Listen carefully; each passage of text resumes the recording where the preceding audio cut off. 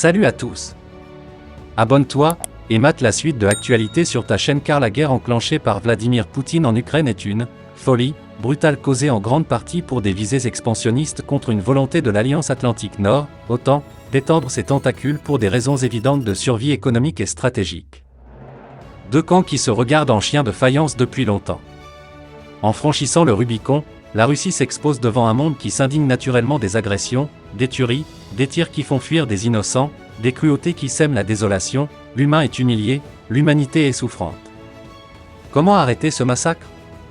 Comment arrêter Vladimir Poutine? Des questions redoutables dans un lourd contexte. S'il est établi que seul le pouvoir arrête le pouvoir, il est tout aussi clair qu'agir avec intelligence demeure la voie royale pour s'en sortir. D'où la clairvoyance de cette intervention de Dominique de Villepin sur la chaîne publique France 2. N'oublions les souffrances qu'a connues le peuple irakien, la souffrance qu'a connue le peuple libyen, n'oublions pas les souffrances que nous avons infligées par des interventions militaires sans issue, a prévenu l'ex-ministre des Affaires étrangères de la France pour qui la voie diplomatique est à privilégier. Et d'ajouter, face à un adversaire très déterminé, on ne fait pas de la boxe, on fait du judo, citant ainsi l'ex-président Jacques Chirac.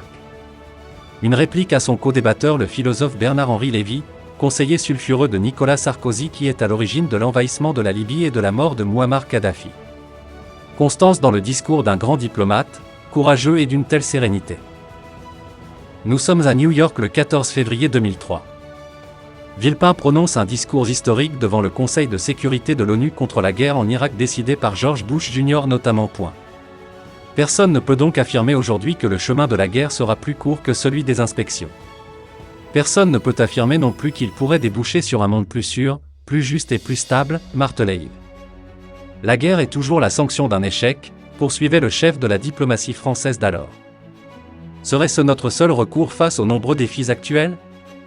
Donnons par conséquent aux inspecteurs des Nations Unies le temps nécessaire à la réussite de leur mission, avait-il soutenu avant de déclarer avec énergie que l'usage de la force ne se justifie pas aujourd'hui. Il y a une alternative à la guerre, désarmer l'Irak par les inspections. De plus, un recours prématuré à l'option militaire serait lourd de conséquences. Or l'autorité de notre action repose aujourd'hui sur l'unité de la communauté internationale. Une intervention militaire prématurée remettrait en cause cette unité, ce qui lui enlèverait sa légitimité et, dans la durée, son efficacité. Il voyait venir le danger. La décrépitude notée dans cette région prise d'assaut par des terroristes et des bandits de toutes sortes.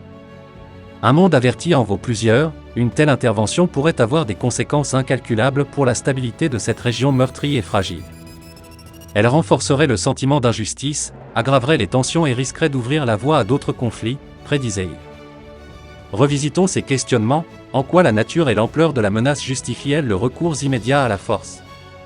Comment faire en sorte que les risques considérables d'une telle intervention puissent être réellement maîtrisés? Des interrogations qui collent parfaitement au contexte actuel. Dans une telle éventualité, c'est bien l'unité de la communauté internationale qui serait la garantie de son efficacité. De même, ce sont bien les Nations Unies qui resteront demain, quoi qu'il arrive, au cœur de la paix à construire, arguait-il. Les faits lui ont donné raison. Les Occidentaux n'ont tiré aucune leçon des mésaventures en Irak. La Libye a été un désastre.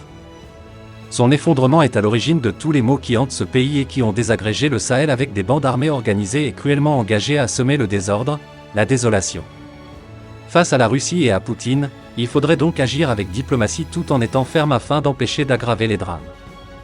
Certes, les sanctions au plan financier ne sont pas si efficaces face à un homme qui a su opérer une autonomisation de son pays pour résister, la dette publique de Russie étant autodétenue à 80%, mais à moyen terme, il lui sera difficile de tenir le coup.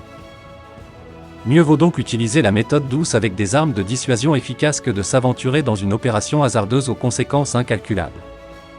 Surtout contre un maître du Kremlin fougueux et prêt, pour ceux qui seraient tentés d'intervenir, à répondre immédiatement et vous aurez des conséquences que vous n'avez encore jamais connues.